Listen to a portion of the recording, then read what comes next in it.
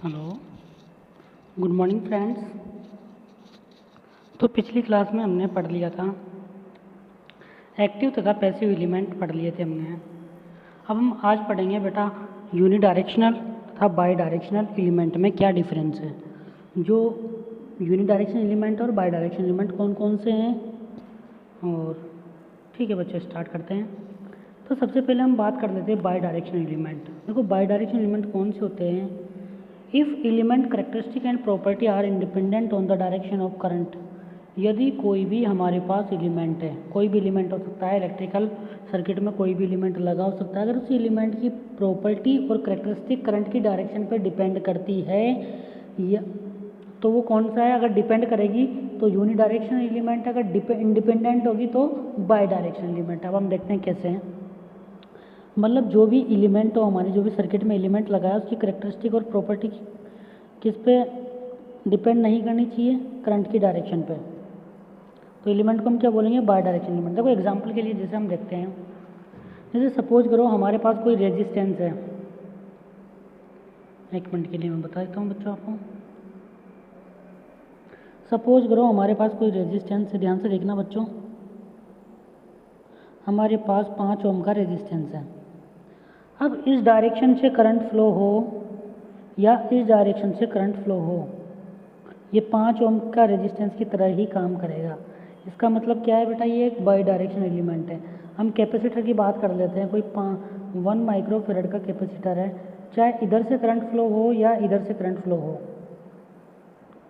ये 1 माइक्रोफेरेड के कैपेसिटर के तरह ही काम करेगा। इसका मतलब क्या है, जो भी यहाँ पे सर्किट एलिमेंट लगा हुआ है उसकी प्रॉपर्टी और करेक्टरिस्टिक किस पे डिपेंड नहीं कर रही है, डायरेक्शन ऑफ करंट पे डिपेंड नहीं कर रही है। मतलब करंट की दिशा पे किसी भी सर्किट एलिमेंट की प्रॉपर्टी और करेक्टरिस्टिक डिपेंड नहीं करती है। तो क्या होगा, by directional element.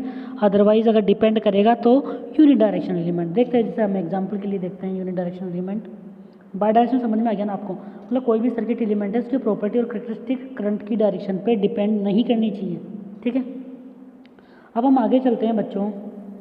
Unidirectional element, unidirectional element कौन सा होगा, अभी मैंने बताया आपको। यदि किसी एलिमेंट की करेक्टरिस्टिक एंड प्रॉपर्टी करंट की डायरेक्शन पे डिपेंड करती है तो कौन सा होगा, यूनि डायरेक्शनल एलिमेंट। देखिए एग्जांपल के लिए, element characteristic and property are depend on the direction of the current, then the element is called the unidirectional element. यदि कोई भी एलिमेंट है हमारे पास, उसकी प्रॉपर्टी और करेक्टरिस्टिक करंट की डायरेक्शन पर डिपेंड करती है तो कौन सा एलिमेंट होगा, यूनि डायरेक्शनल एलिमेंट। देखिए एग्जांपल के लिए मैं बताता हूँ आपको, डायोड। देखो डायोड में क्या होता है बेटा, ये डायोड है हमारे पास।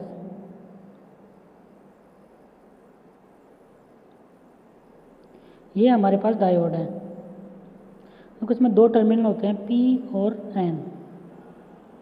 अगर देखो ये हो गया पॉजिटिव, ये हो गया नेगेटिव, इधर की डायरेक्शन में करंट फ्लो होगा तो क्या होगा, ये फॉरवर्ड बायस होगा। P पे पॉजिटिव लगाया, N पे नेगेटिव लगाया तो फॉरवर्ड बायस होगा तो किसकी तरह काम करेगा, ये शॉर्ट सर्किट की तरह काम करेगा, ये शॉर्ट हो जाएगा।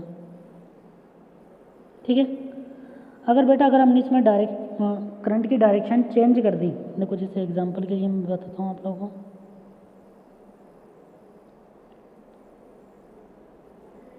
अगर N टर्मिनल पर पॉजिटिव तथा P टर्मिनल पर नेगेटिव लगा दिया तो ये क्या हो जाएगा बेटा, रिवर्स बायस हो जाएगा। किसकी तरह काम करेगा, ओपन सर्किट की तरह, एक स्विच की तरह काम करेगा। ठीक है, तो इसका मतलब क्या है बेटा, ये कौन सा एलिमेंट है, यूनि डायरेक्शनल एलिमेंट। क्यों, क्योंकि इसकी प्रॉपर्टी और करेक्टरिस्टिक किस पे डिपेंड कर रही है, डायरेक्शन ऑफ करंट पे डिपेंड कर रही है। मतलब करंट की डायरेक्शन चेंज होने पे इसकी प्रॉपर्टी और करेक्टरिस्टिक सेम नहीं रहती है, चेंज हो जाती है। अगर